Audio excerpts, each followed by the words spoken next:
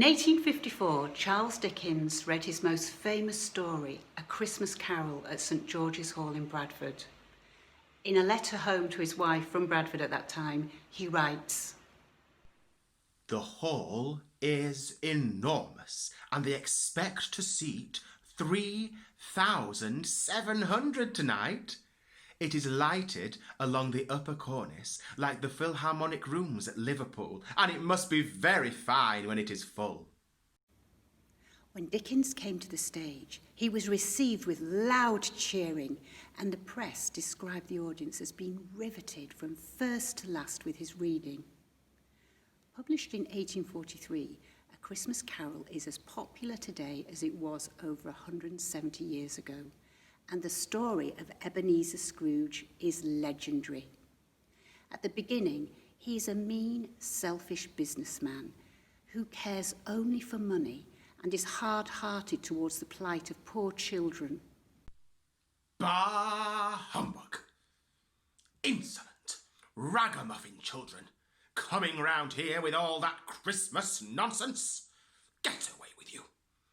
Every idiot who goes around with Merry Christmas on his lips should be boiled with his own pudding and buried with a stake of holly through his heart. After the visitation of three ghosts on Christmas Eve, Scrooge is transformed. Oh, it's Christmas Day! Hurrah! I haven't missed it! Oh, wonderful. I'll go to the butcher's shop on the corner and get the biggest goose I can find. I'll take it to Bob Cratchit's house with as many gifts as I can carry. Oh, I don't know what to do. I'm as light as a feather. I'm as happy as an angel. I'm as merry as a schoolboy. A Merry Christmas to all the world and a Happy New Year. Through this story, Dickens urges us to be generous in our thoughts and deeds and shows the terrible consequences of poverty and hardship on children.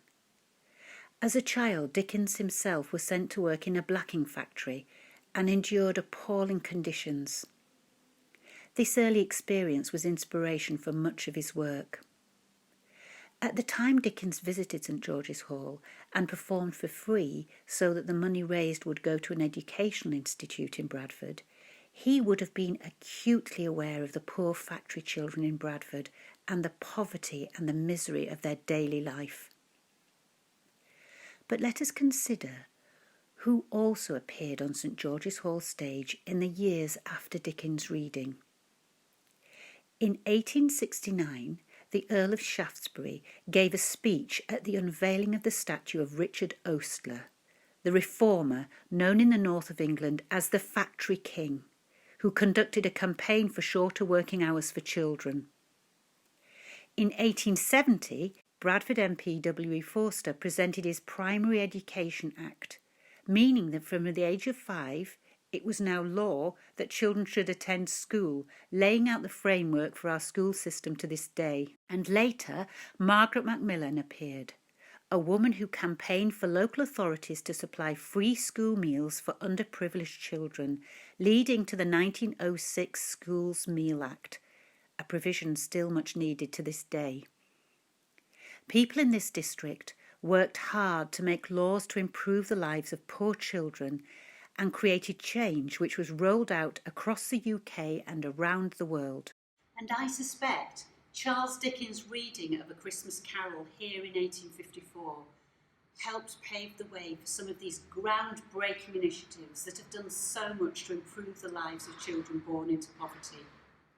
And so, keep Christmas well. And in the words of Tiny Tim, God bless us, everyone.